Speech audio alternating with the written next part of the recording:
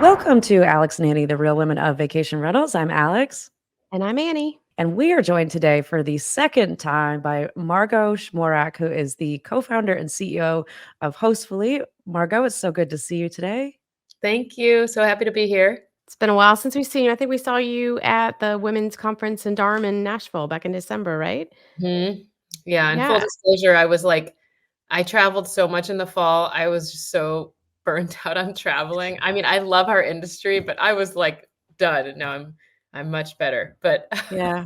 It was great. It was great to end the year with all of our friends, but I think everybody was equally just exhausted because yeah. we just came off Burma, and then like the fall season in the US is just so many shows. But it was good to see you. And so we're starting a new year, and hopefully had a great last year, really wonderful, great year. And so love to hear kind of a recap of last year and where you're looking forward for this year. Last year, it was an amazing year for the company. I don't know how many people know this, but the year previous, we had made a bunch of investments in our team, and we grew our team. And that year was like a little rocky because there were a lot of startups that started to kind of like get nervous towards the end of the year and really sharpen things up in the business to make sure everything was effective. And so we were really committed to a couple of things at Hostfully, shoring up our customer success and support organizations, investing a little bit in sales, but also in product and mainly the customer facing functions. And so we made a bunch of big bets in the business in the end of 2021 and had to kind of like hold firm through 2022 and 2023 to make sure that they all panned out. But 23 was a great year because the team had been in place for some time, and all of a sudden, like things just started to gel. Like we had an amazing year. We had actually zero employee attrition all year long. We had incredible growth. We had several months of cash flow positive. From a business perspective, we're just in a really, really great situation these days. And I think we were able to thoughtfully invest in the product and thoughtfully invest in the way that we work with customers in more sophisticated ways than we've been able to in the past. And it's felt really, really great, especially in the kind of the context of like impending inflation and like Right. going on with the industry and like lots of M&A happening in vacation rental software. We were able to just like kind of hunker down and do a good job. Basics. That's awesome. Yeah, you I have love to have the that. foundation right to be able to move forward and refine, what that future vision is for the company. Yeah. And you mentioned a lot of conferences last year. There was a lot of conferences, and I think you guys probably went to just about every single one of them. But, in those different events that you've been to and being around different, types of property managers, sizes of property managers, has your vision for who Hostfully caters to changed at all? Or are you still on the same mission of being able to provide a service no matter what size PM it is? Or is there like a sweet spot that you've refined to? Yeah, I mean, we see ourselves gradually moving up market. So like we did have like a little bit of a larger customer, an average customer that's larger last year. But actually the investments that we're making that are going to the product kind of the end of 2023 and into 2024 are really going to cater to larger customers. We're rolling out some exciting features around multi-unit, around AI, both in terms of messaging and also in terms of the guest experience, like a self-service API tool, which is actually already in our guidebooks today. What else? Oh, we've also been working on upgrading our API. And this is all kind of like background platform stuff, but it's really important, especially for larger customers, to be able to operate at scale with a lot of security around how their data works. So we've been investing in that. So yeah, we are gradually moving up market. I think as our company grows and gets bigger, though, we're like better at finding the kind of customers that are the right fit for us. And so one of the really exciting conferences we went to was in Mexico. We went to Expo RV, which is a wonderful conference put on down there by Manuel. It's like a totally different vibe than the ones in the States, It actually. looks amazing. I've seen the pictures from it. It looked so cool.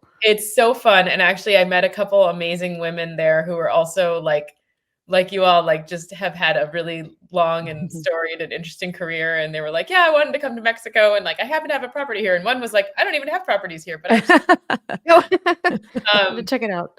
so you should definitely think about it. It's a really fun conference. But that conference was interesting because we were in a new market. I mean, speaking Spanish, which is like a whole other thing, but lots of customers very excited about the kind of like lightweight, nimble but tech forward solution that we offer. And I don't think our messaging has actually changed that much. I think the industry has been shifting and maturing. And so now our message is more appropriate for more customers. But I don't know if we've actually shifted that much in terms of the strategy for Hostfully. That's pretty much where remained the same. I was reading some Skift reporting this week, and they were talking about where the demand is going to be kind of globally. And there's a lot of demand that's going to be in South America and Asia. And I remember back when I was at Expedia back in like 2012, 2013, and it was a very similar situation. Like Brazil was really growing.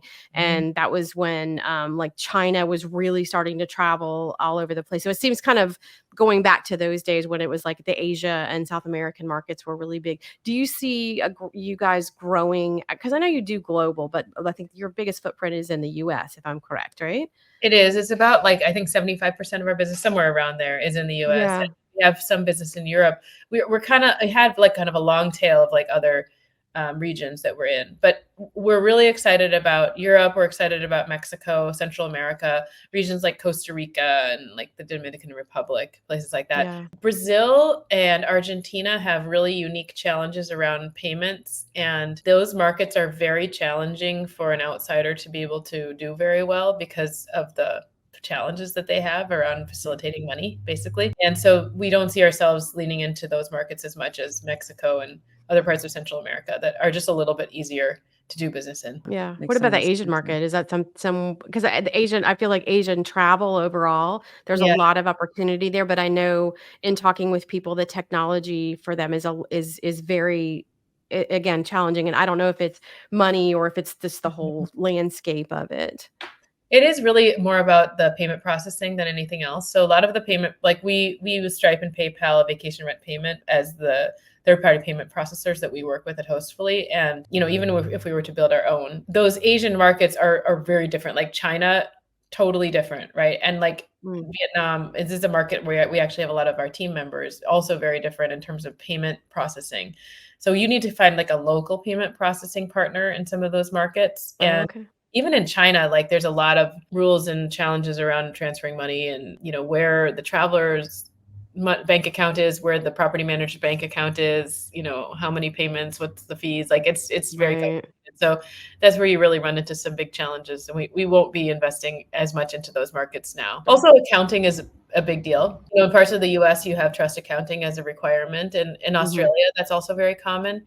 So that presents new challenges too, because not only do you need to build an accounting solution, but you need to build an accounting solution that works for that region. So we want to be thoughtful about how we have a relatively small team. And honestly, we have a lot of really important features that we just need to roll out at the kind of foundation of our product. So we want to focus on those first before we go into specific geos. Gotcha. So now at this point, you don't have trust accounting.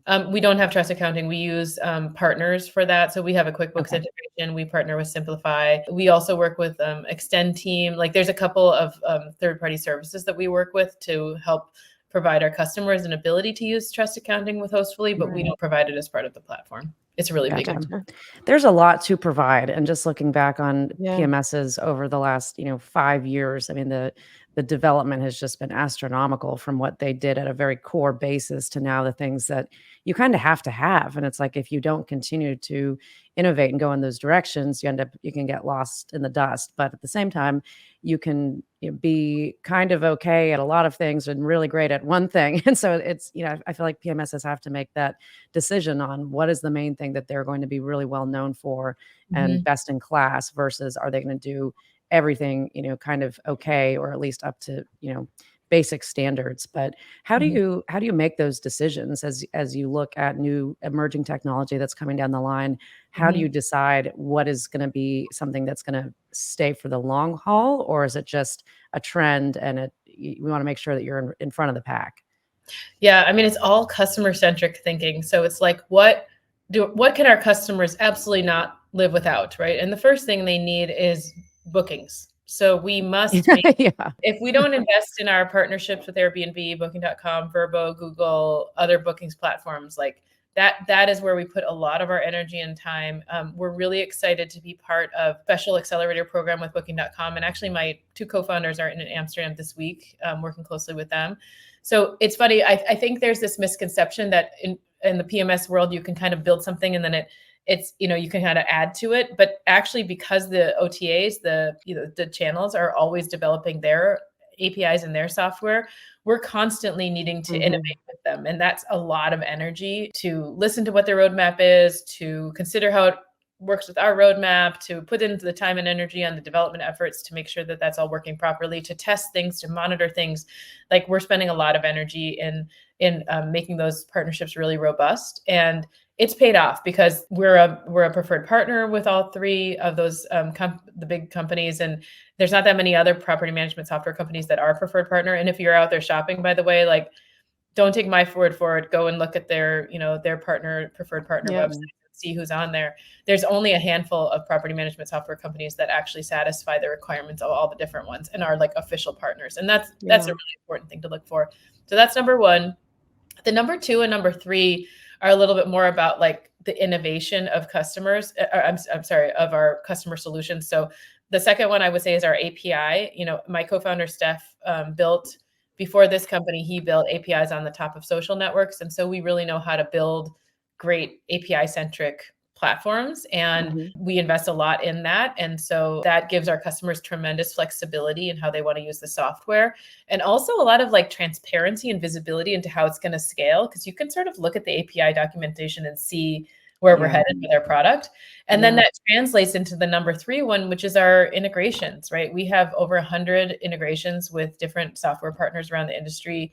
We're often the first property management software that businesses want to work with because our API works so well. And because we have this healthy network, we really lean into co-marketing and educational opportunities with our integration partners. So in that way, we're like really a tech company. It's like we want to lean into being a tech company. And then of course you have the guidebooks, which offer like a hospitality solution. And then of course you have amazing customer care and support. And for me, it's like those 5 things. It's my job to make sure that we don't lose sight of those being our core competencies, and do really, really well at those. And the other stuff layered on is like the things that, make us a shiny object, and that's fine. But like, we cannot lose sight of those basic core tenets of our strategy. Yeah. Those 5 are vitally important. And I think the service is definitely something that, we hear about this a lot, that property managers, the number one thing they complain about is the service that they get from their property management systems, or lack thereof. And lack of communication. But I have heard great things about your service, and I don't know how you do it differently, but it sounds like you figured out something, and maybe it's just having enough people to be able to service your customer base. I don't think it's about enough, actually. I think there's a couple things. One is we have a heritage of being property managers ourselves. And actually 18% of our staff have been an active property manager of a short-term rental. So there's a lot of empathy, with our customers. And we don't let anyone in the door unless they can like have that empathy and really like reach through the computer and make someone feel like that they are listening, and that they can have a real conversation with a real human. And that involves like being empathetic and being sympathetic, but it also involves like using humor and also designing processes that make it more efficient for people to get to the answer that they want. And like, we just have an outstanding team who really cares. And that really caring thing is actually like the reason why I'm here as the CEO, because my vision for Hostfully was to build a company where everyone is really excited about their job and like loves doing what their job is. Because then there's so much less overhead of energy and time and thrashing around because people are not motivated or they're not doing the right things. It's like, if you hire the right people into the right jobs and they're really passionate, like, you don't have to do much. Like, I don't push hardly ever. It's interesting whenever I see your team out. I think when you go to shows, people are drawn to booths by like the activity. And Alex and I are firm believers in like the energy that you put out there is the energy that you get back. And your booth always has this magnetic energy that you just get completely drawn in. And I've never been at any of the shows with your team where I felt like there was like, it was constant pitching or selling, or it's just your team is so relationship driven, but not in a bad way, not in a like a in your face kind of way. They are just all like, again, they are all on the same page. Everybody's there to provide the service, and I just the energy is so, it's so palpable whenever you're around the Hostfully booth. Like, I love it, and your team is amazing. And it always reminds me like when you guys brought the sloth into kind of your marketing, and you go to conferences and the jackets, and you go to the conference now, and it's like a really big thing. Like, I go now, and it's like I get a picture taken with the sloth and the jacket and Frank and Dave, and like it's just I think it just speaks well to what you wanted and the energy that you give, you're getting back from your team, and they're putting it out there in the universe. So I Yeah. applaud you for that. I want to show you something. So we had an all hands meeting this morning, and I actually like did a reminder, and which I haven't done in a long time, of one thing I really care about, which I think actually helps the team feel that way. And I thought it'd be fun for your people to see. let's see it. Yeah. So Yeah. basically what I was saying is like, I want everyone to be creating time on their calendar for all of these activities, wellness, whether it's working out or whether it's doing music or, whatever it is for you, wellness, eating, make sure you carve out time for lunch, for breakfast, personal time, make sure that you're carving out time on your own or with friends or whatever you need.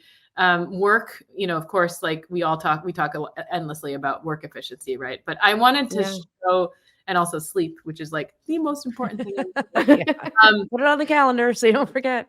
Well, I basically told the team, like, I want to be explicit that these are priorities for you and that you should be protecting your calendar. And I'm as the CEO, and I'm telling you, like, create the time and space for these important parts of your life. And that's like part of being a good employee at Hostfully. And I think like, this is the kind of stuff that creates that energy. It's not about like a mission statement, and it's not really about like getting people excited about the next thing. It's not about paying them more. It's about treating people as humans and respecting them as like whole people. And we really try to do that as much as possible. So I thought that'd be fun to share. And I love that. And that's how you build a team. And I don't know if you've noticed this, but I think I have a feeling you think in fives, because you had the 5 like core tenets of what Hostfully has to do at the end of the day. And then the 5 things for the calendar and for lifestyle, work-life balance.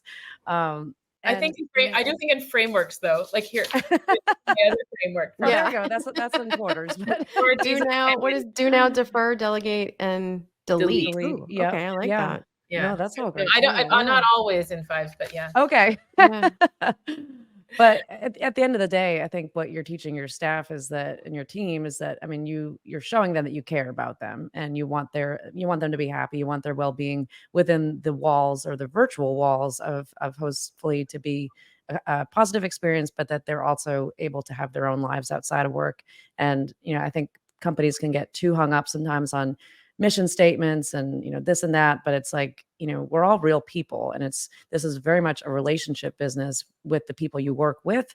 And then that translates to your customers. So, what Annie was saying about your booth is always so just welcoming, and the people are always there. Sometimes I feel like I'm asking more about what's going on with the software now, because they just want to chat, and it is relationship. And that is where business is, really comes from, if it's authentic business. And authentic was the word that we used in the title the last time that you came on the show, which is 100% how I feel that you lead the company, very authentically. Yeah. I feel like life's too short to not be authentic. Yeah. When you're authentic, the right people and opportunities will make their way to you. And absolutely. The way to live. Coming off a great year last year, what's your roadmap for this year? I mean, you said you had some new things that were coming, new things that were in the work. I can't even begin to understand from a tech perspective how far out you have to roadmap things to get it done. And again, you throw in, you're dealing with all the other pieces of the industry that you connect with, whether it be the OTAs or these other services. Like, how do you do your roadmap for the year and not get overwhelmed, and like really set a vision so you don't get derailed and mired in the details, I guess? Oh, it's really challenging. To be honest, our roadmap actually extends like 5 years. Now, it doesn't mean that we know with absolute certainty when things are going to get done, but like we have a very, very well built out roadmap that goes very far out.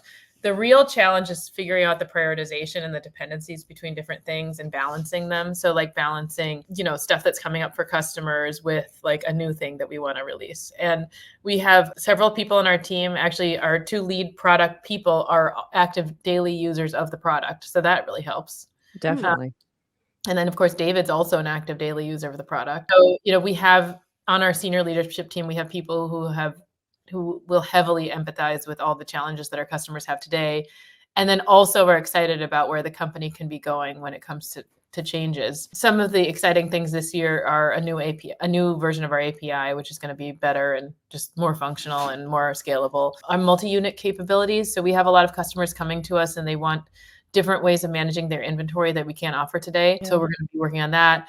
We've got this wonderful mobile app, which is really one of the top performing ones in the industry. It took us a long time to get it out, but when we did, we just had a tremendously positive response to it. We're making additional changes to that because we know that a lot of property managers are on the go and they need to be able to do what they need to do, from their phone. So that's a big priority for us. Also, to support some of our language expansion stuff, we are going to be rolling out some more language flexibility in the product. So it's like, I think mobile is going to be in a couple languages very soon. The platform, the main desktop app will also be localized in new ways. And so like, there's just a lot going on.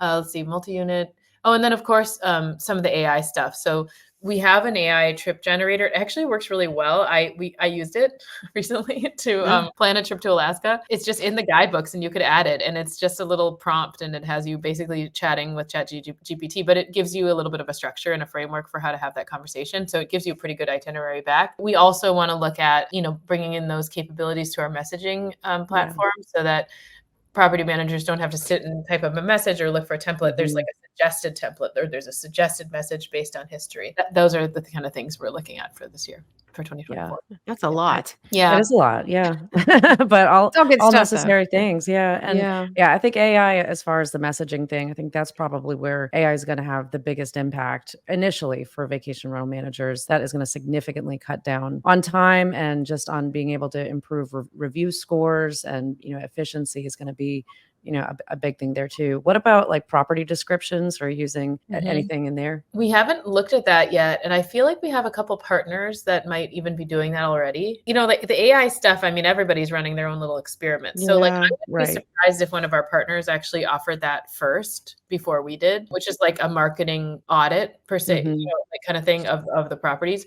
Also, this is someday that would be amazing if we could solve this problem with AI. But the property descriptions on the different platforms, like there's different SEO for each. Yeah, exactly. Yeah. And so we do our best to help users, to help property managers figure out how to manage that. But like one day it'd be really cool if we could use AI for that too.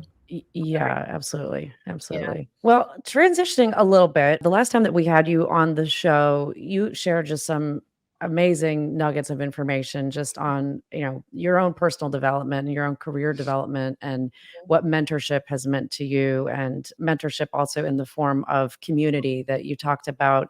You had this group of women that got together that were all VC mothers that were raising money, and you all had gotten together. I think it was like your retreat that you had was right around the time of the recording, that they all came to your house, and there's just a lot of great information there.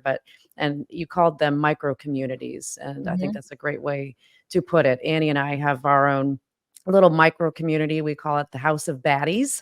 That we've got a great group of gals that are all within the vacation rental industry, and we're all on a group chat that sometimes I look down at my phone. I don't even dare to look how many are on there right now, but it's probably about 60 unread messages at this point, that it's just going all day long. Do you have any updates on your group, or just any other insights to share about how much those micro communities have meant to you? Yeah, I'm actually really excited you asked that question because we just crossed over our 400th member in VC-backed moms. Wow. Oh, wow. Incredible. Yeah, Congratulations. it's insane. How many were there when you came on the like, show about a year and a half ago? 65 or something. Yeah, it was okay. around 50 or significant. right? Yeah. Wow. Yeah, so it's been amazing. And it's just that group is so cool because as a business owner, and I'm sure you two can relate, and people listening to this too, like you got to have a group where you can talk about the ups and the downs, right? Yeah. So one of the most proud things that happened that I'm proud about is two things. First of all, it's a mom's group. So, well, I'll address the less exciting thing and then the more exciting thing. The first thing is a mom's group. So of course you're going to talk about breastfeeding and what everybody did to and breastfeed. And I did this. And we had this very long discussion last week with no judgment. It was like, this is what I did. This is what worked for me. Like, do whatever works for you, and, just sharing my best practices. And it was like a really lovely conversation. So I was just like proud. Good job, everybody, for like being Yeah. and doing that. The second thing that happened, which is a little bit sad, but it's good, is that women started saying openly, like, I need to shut down my company and I would really love some help and support, just emotional support as I do it, but Wow. also just like, tell me, like, how do I do this?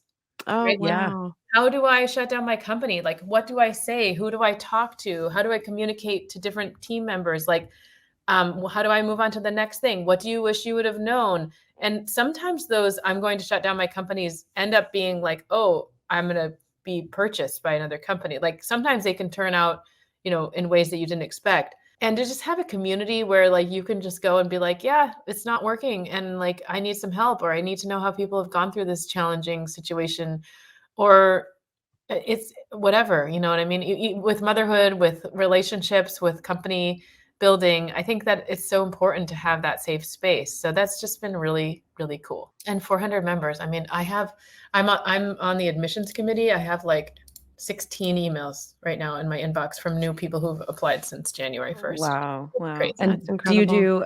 I'm sure you must do some sort of events that you're not just hosting at your house anymore with that number.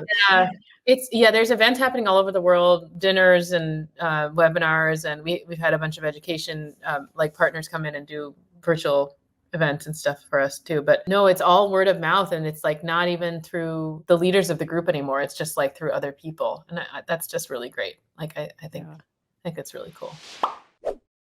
Attention property owners and hosts. If you want to keep those 5-star cleanliness ratings soaring and your guests smiling, listen up. Introducing Turno, your ultimate solution for simplifying and automating the entire cleaning management process. Say goodbye to the hassle and hello to high-quality, timely turnovers that guarantee those top-rated guest reviews. With Turno, you can automatically schedule, manage, and pay your short-term rental cleaners, ensuring a seamless and efficient operation.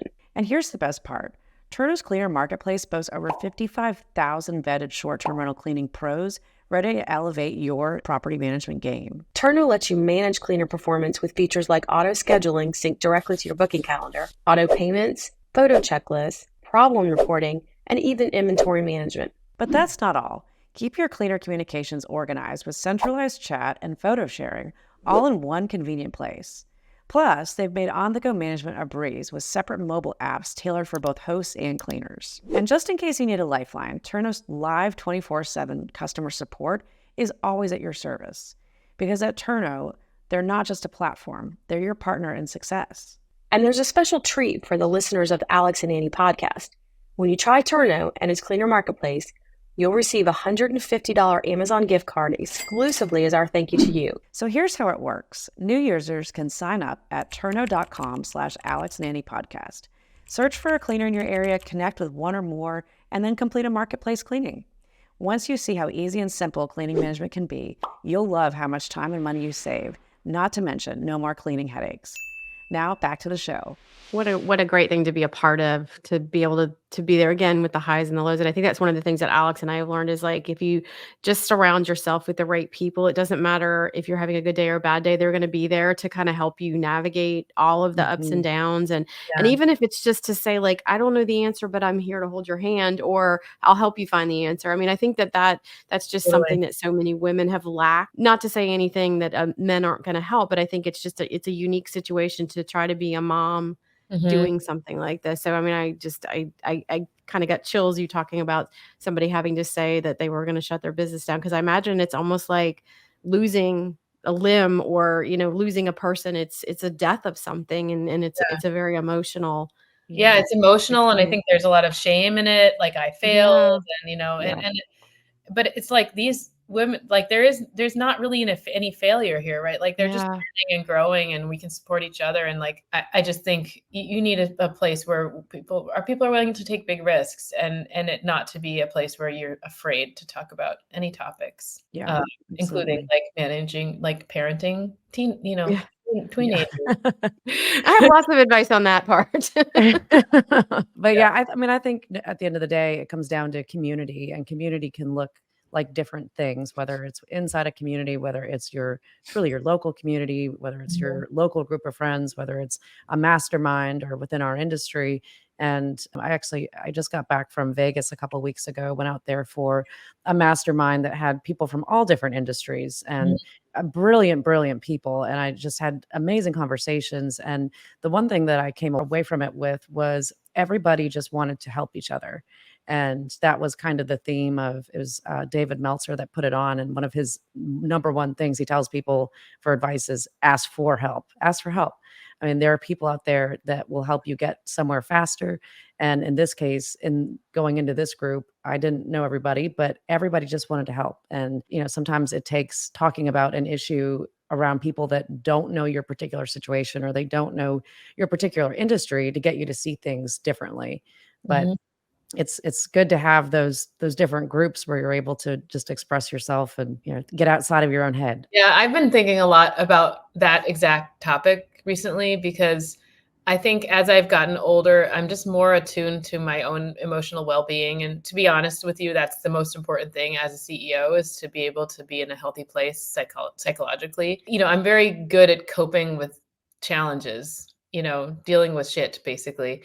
And so I tend to kind of swallow it and move forward, but creating a little more space and knowing when to ask for help, like when things get really tough, it's really, really important. And like, even since January, I've actually had like, 2 or 3 times where I've been like, I just like my heart hurts or like, I was really upset about that. And I just spend some time and I don't kind of like try to brush it aside anymore. I just really like sit with it for a little bit. And maybe it means I do call a friend or something, but I don't really brush it away anymore. And I think I can be so much more of a present and effective leader if I'm able to tune into that better. Yeah, Yeah, and work acknowledging. through it. Yeah, exactly. Yeah. And I think that's like a great, cool thing that comes with age, just knowing. For sure. Yeah. Yeah. Yeah. I always talk about that, the give a crap meter. At some point in your life, you just finally realize that it's just like there's things that you need to give a crap about, and there's things that you don't, and you kind of find the Yeah. balance in between the two. Yeah. Well, and Throw you the meter realize out the too, the window. things the things that used to really bother you that just don't bother you at all anymore, and the things that you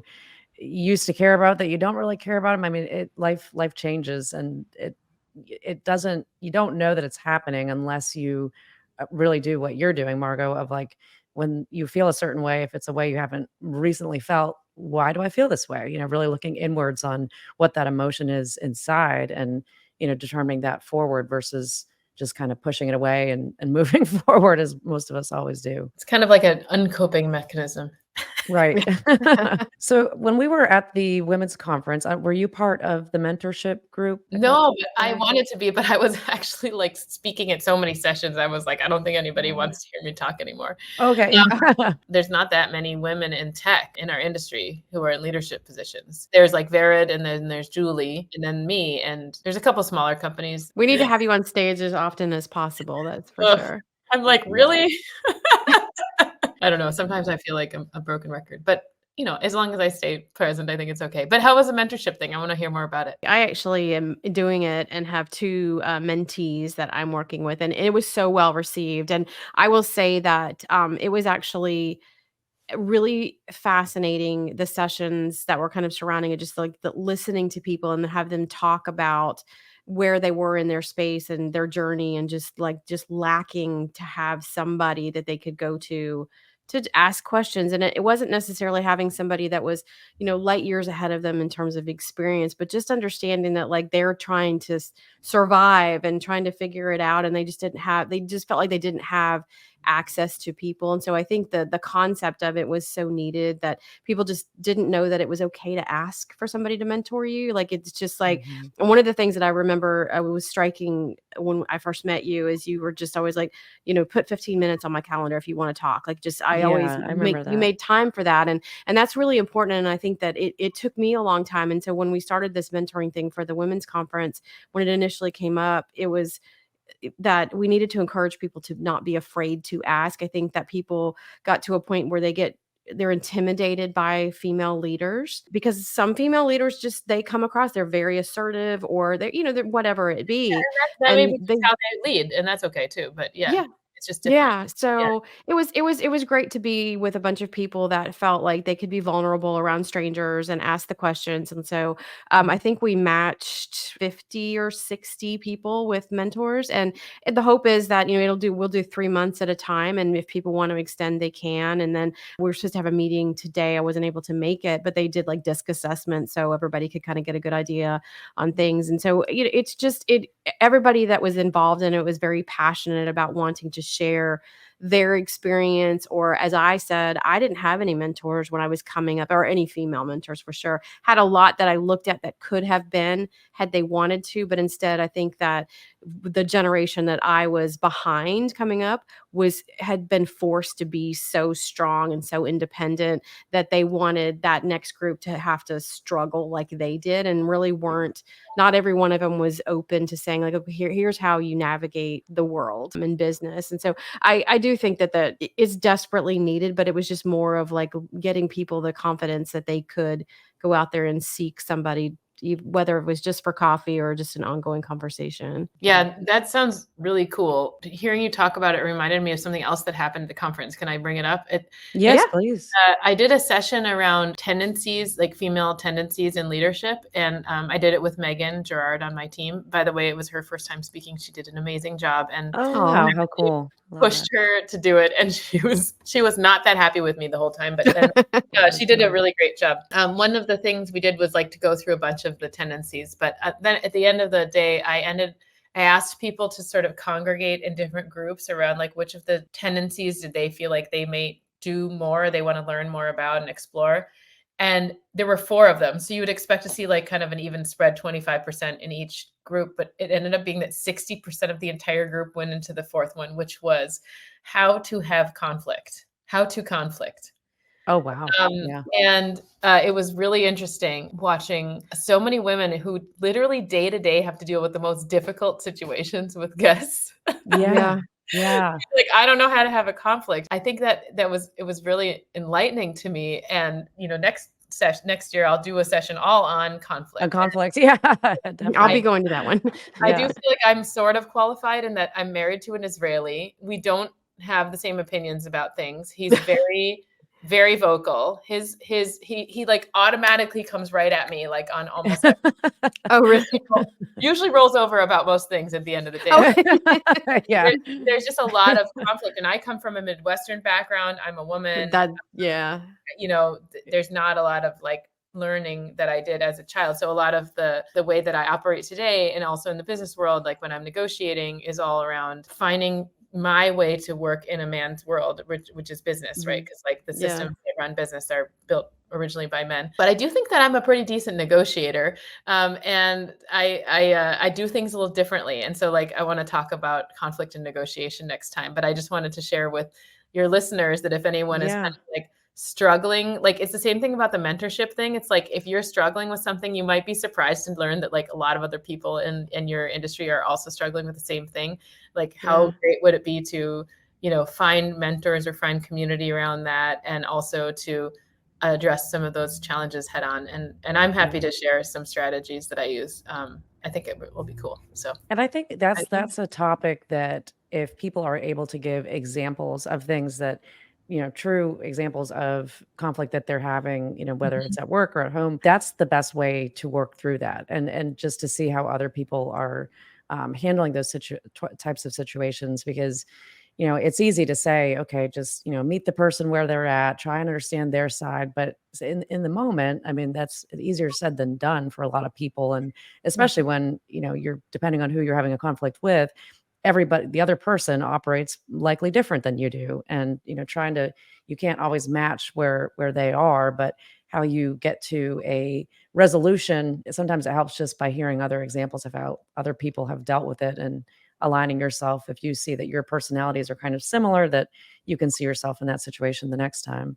Mm-hmm. Yeah, there's a lot of interesting frameworks around thinking about like your emotional state versus like the specific tasks or like facts at hand. Also thinking about the short term versus the long term.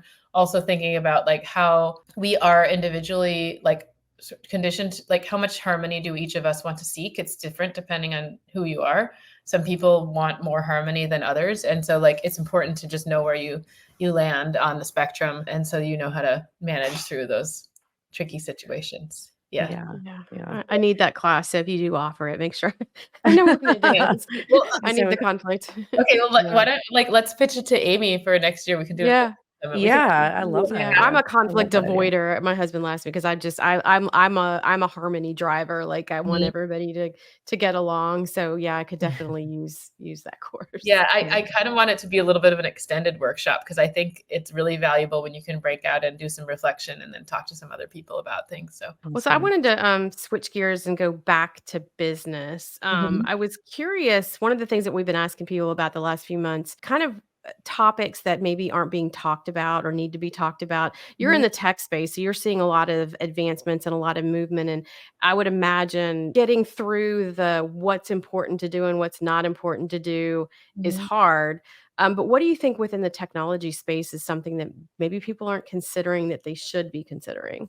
I'm just going to apologize for all of technology, which is that like people in technology use words unjudiciously, like they will say, oh yeah, like we have API connections with this and this and this, or like, I'm glad you asked the question, Alex, about do you offer trust accounting? And I was able to answer it in a straightforward way. I think that oftentimes you're going to hear from like lots of different technology vendors, a lot of gobbledygook language, and it's really hard as a random consumer to like sort through it all. Absolutely. Property managers are not technologists at their core. So it is very confusing. Exactly. And like, you can kind of say things like, oh yeah, like we can totally distribute your listings on Vrbo or Airbnb. But like, if you're not like a preferred partner, you might not have full access to the API, but like translating that into like what that means to the property manager is just hard to explain without a lot of detail. I think one of the overlooked things though is like how much companies are really leaning into that interoperability between software. Like if they can't, and I've said this before, I'll say it again. Like if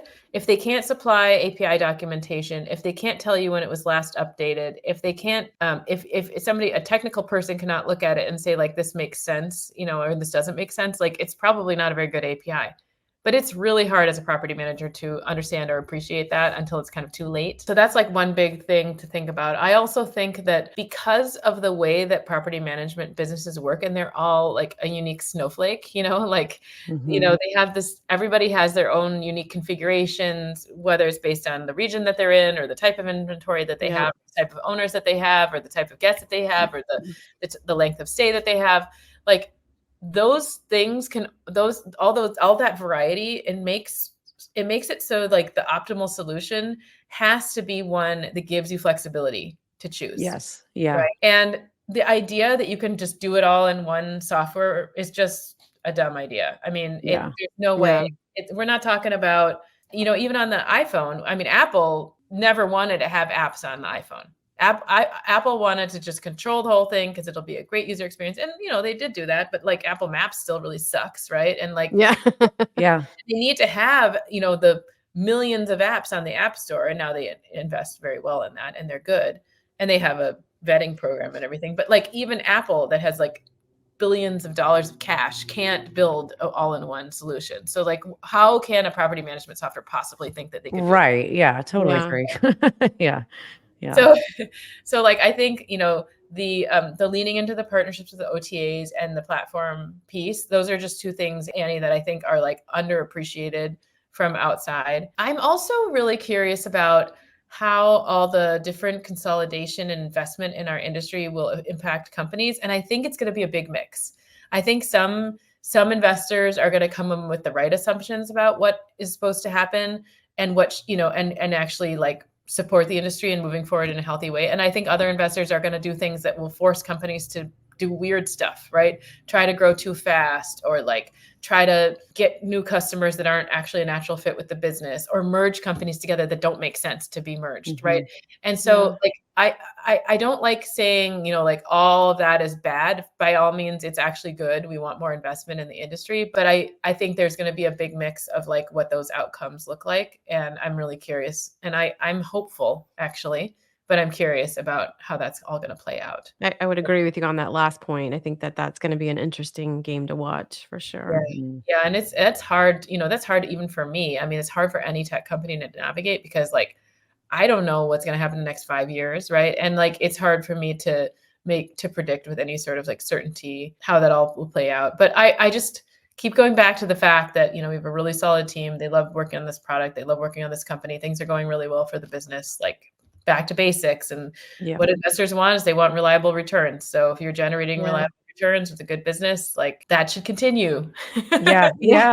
Are you still raising more capital, or No, I mean, we are not really burning any cash right now. So we're not, we don't need to raise any more capital for the time being. We could decide to raise capital to fuel growth in an area that we haven't decided to do yet, but nothing specifically on the horizon for us. Yeah. That's going to be kind of nice for you. You get a little bit of a break and can focus a little bit more internally. I think I talked to you like after this, but last January I was like sobbing with my team when we hit our first month of cash flow positive, because after working on this for so long and like burning 3 months, to finally have our first month of cash flow positive felt so incredibly good. I bet. I bet. Felt like you could breathe, right? Yeah, we're on the right track, and we don't need to worry about people's jobs, and it's a tough time out there for a lot of people. So I love being able to give people certainty about their positions, their future. Yeah, absolutely. Just having you as a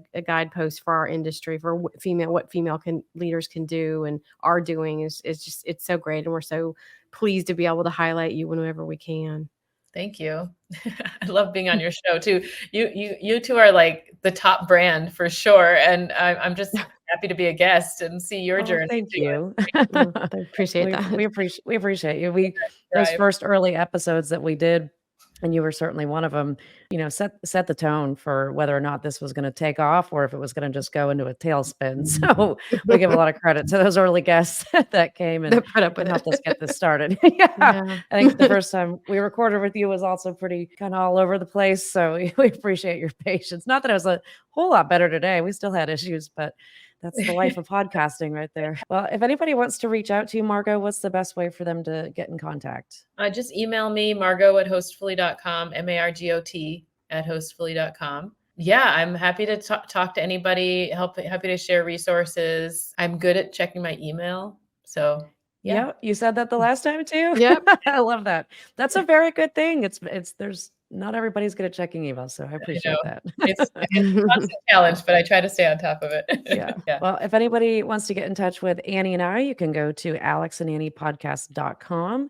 And until next time, thank you for tuning in, everyone.